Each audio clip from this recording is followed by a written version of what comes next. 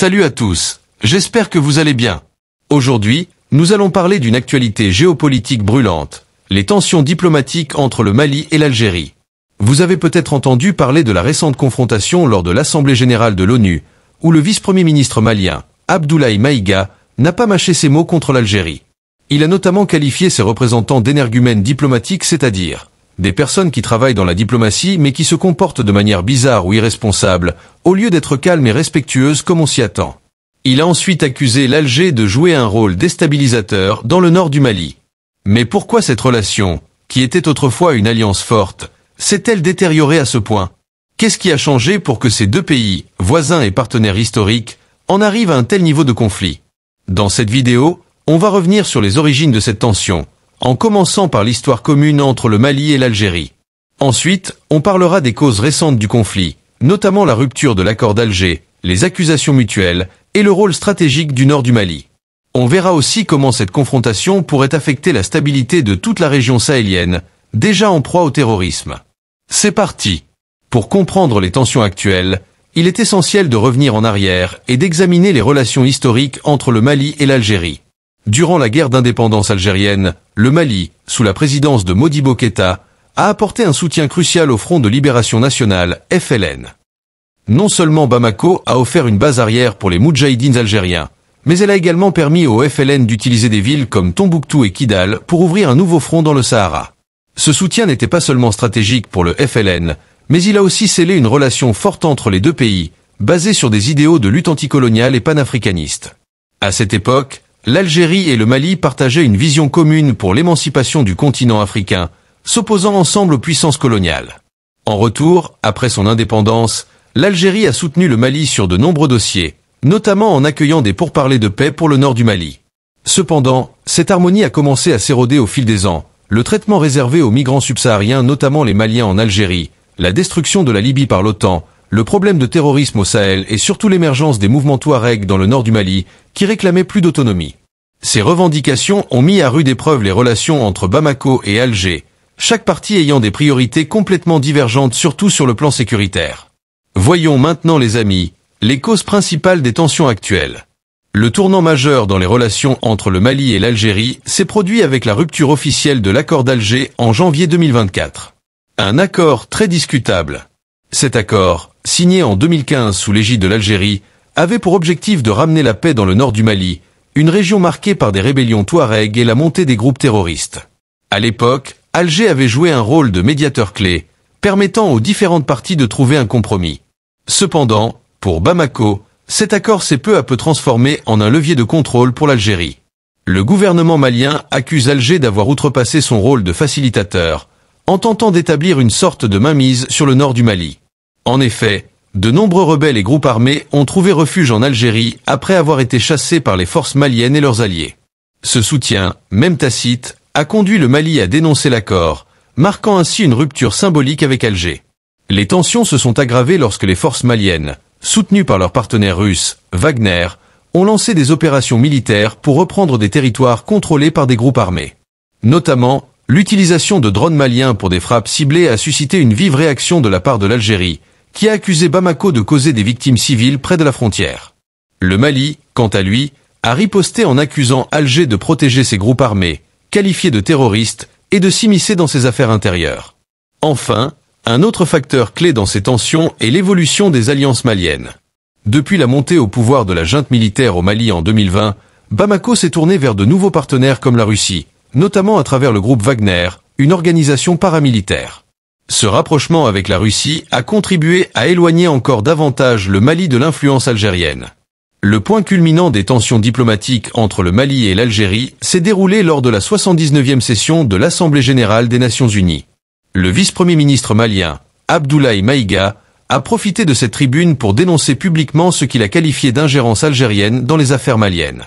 Dans un discours particulièrement incisif, Maïga a qualifié les représentants algériens d'énergumènes diplomatiques et a fermement rejeté les tentatives de l'Algérie de s'imposer comme un acteur incontournable dans la résolution du conflit au nord du Mali. Maïga a insisté sur un point central. Le Mali ne veut plus que l'Algérie considère son territoire comme une simple wilaya ou province sous son contrôle. Il a réaffirmé la souveraineté pleine et entière du Mali, tout en accusant Alger d'entretenir des relations ambiguës avec des groupes armés hostiles à Bamako. L'un des points les plus sensibles du discours a concerné l'utilisation de drones maliens pour des frappes dans le nord du pays. Maïga a fustigé les accusations algériennes concernant de prétendues victimes civiles, affirmant que ces frappes visaient exclusivement des groupes terroristes, dont certains ont trouvé refuge en Algérie.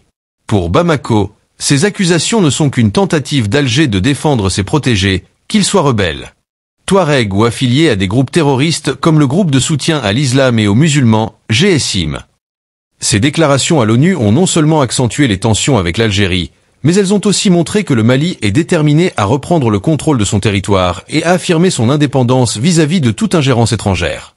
Le nord du Mali, une région vaste et désertique, est devenu un point stratégique non seulement pour le Mali, mais aussi pour ses voisins, notamment l'Algérie. Cette zone est riche en ressources naturelles, mais elle est surtout devenue un terrain de jeu pour de nombreux groupes armés et terroristes, ce qui en fait un enjeu crucial en matière de sécurité. L'Algérie, qui partage une longue frontière avec le Mali, considère cette région comme vitale pour sa propre sécurité. Depuis l'effondrement de la Libye en 2011 et la montée en puissance des groupes terroristes au Sahel, Alger redoute une contagion de l'instabilité sur son territoire.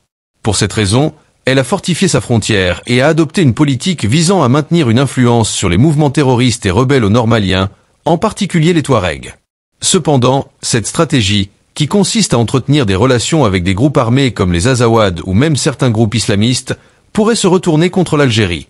En effet, les autorités maliennes accusent Alger de jouer un double jeu en soutenant discrètement ces factions pour garantir un certain statu quo dans la région. Un statu quo qui, selon Bamako, empêche le Mali de restaurer pleinement son autorité sur le nord de son territoire. Le rôle des partenaires étrangers, notamment la Russie via le groupe Wagner, ajoute une nouvelle dimension à cette rivalité. Avec l'aide de la Russie, le Mali a renforcé ses capacités militaires et a lancé des offensives décisives pour récupérer des territoires sous contrôle rebelle. Ce changement d'alliance, marqué par un éloignement des anciens partenaires occidentaux et algériens, a bouleversé l'équilibre régional, provoquant des frictions avec Alger. L'Algérie, de son côté, craint que la montée en puissance du Mali et ses opérations militaires n'entraînent un nouvel afflux de réfugiés et de combattants vers son territoire, exacerbant ainsi l'instabilité à sa frontière sud. De plus, la perspective que le Mali réussisse à pacifier le Nord avec l'aide de partenaires comme la Russie remet en question l'influence traditionnelle d'Alger dans la région. Les tensions entre le Mali et l'Algérie ne sont pas seulement une question de rivalité bilatérale, elles ont des implications pour toute la région du Sahel. D'une part, la rupture entre Bamako et Alger pourrait entraîner une réorganisation des alliances dans la région. D'autre part, cela risque d'aggraver les crises sécuritaires, car la coopération entre ces deux pays est essentielle à la lutte contre les groupes terroristes qui opèrent au Sahel. L'une des conséquences immédiates de cette rupture est le risque d'escalade militaire. L'Algérie a déjà exprimé son mécontentement face aux frappes de drones maliens à proximité de sa frontière, et a laissé entendre qu'elle pourrait riposter si de tels incidents se reproduisent. Un conflit direct entre les deux pays serait désastreux, non seulement pour eux, mais aussi pour la stabilité de toute la région sahélienne. Cependant, il existe aussi des possibilités de réconciliation. Si les deux pays parviennent à dépasser leurs différends et à s'accorder sur de nouvelles bases de coopération, cela pourrait ouvrir la voie à un règlement plus durable des problèmes dans le nord du Mali. Cela impliquerait toutefois que l'Algérie renonce à certaines de ses ambitions géopolitiques dans la région et que le Mali accepte à nouveau un rôle de médiation pour Alger, ce qui semble difficile dans le contexte actuel. Sur le plan international, ces tensions fragilisent aussi la lutte globale contre le terrorisme au Sahel. L'Algérie, qui se présente comme un pilier de la sécurité régionale, risque de perdre de l'influence si elle n'arrive pas à apaiser la situation avec le Mali. En revanche, le Mali pourrait consolider son alliance avec la Russie et d'autres partenaires pour renforcer sa position militaire. Enfin, il est important de noter que la sécurité du Sahel dépend d'une coopération régionale solide. Si le Mali et l'Algérie ne parviennent pas à rétablir des relations de confiance, la lutte contre le terrorisme dans cette région déjà instable pourrait en souffrir gravement, avec des répercussions sur toute l'Afrique de l'Ouest. Pour conclure, les tensions entre le Mali et l'Algérie illustrent à quel point les dynamiques géopolitiques peuvent évoluer rapidement dans une région aussi complexe que le Sahel. Ce qui était autrefois une alliance solide basée sur la lutte anticoloniale s'est transformé en un conflit ouvert, avec des conséquences majeures pour la stabilité de la région. Le discours du colonel Abdoulaye Maïga à l'ONU, qui a marqué un tournant dans les relations entre les deux pays, démontre que le Mali n'est plus disposé à accepter l'ingérence d'Alger, et qu'il souhaite affirmer son autonomie dans la gestion du nord du pays. En même temps, l'Algérie, préoccupée par ses propres enjeux sécuritaires et son influence dans la région, ne semble pas prête à renoncer à son rôle traditionnel de médiateur. Il est encore difficile de dire comment cette situation évoluera. Une réconciliation entre les deux pays est-elle possible? Ou au contraire, les tensions vont-elles s'aggraver, au risque d'entraîner des conséquences pour l'ensemble du Sahel? Seul l'avenir nous le dira. Ce qui est certain, c'est que le Mali, avec l'aide de nouveaux alliés comme la Russie, semble déterminé à tracer sa propre voie. Cette confrontation pourrait bien redessiner les contours de la géopolitique au Sahel, avec des conséquences pour tous les acteurs impliqués. Et vous, qu'en pensez-vous? Le Mali et l'Algérie peuvent-ils trouver une solution diplomatique, ou sommes-nous en train de voir le début d'une nouvelle ère de rivalité au Sahel? N'hésitez pas à partager vos réflexions en commentaire. Merci d'avoir suivi cette vidéo, et à bientôt pour un nouveau décryptage de l'actualité.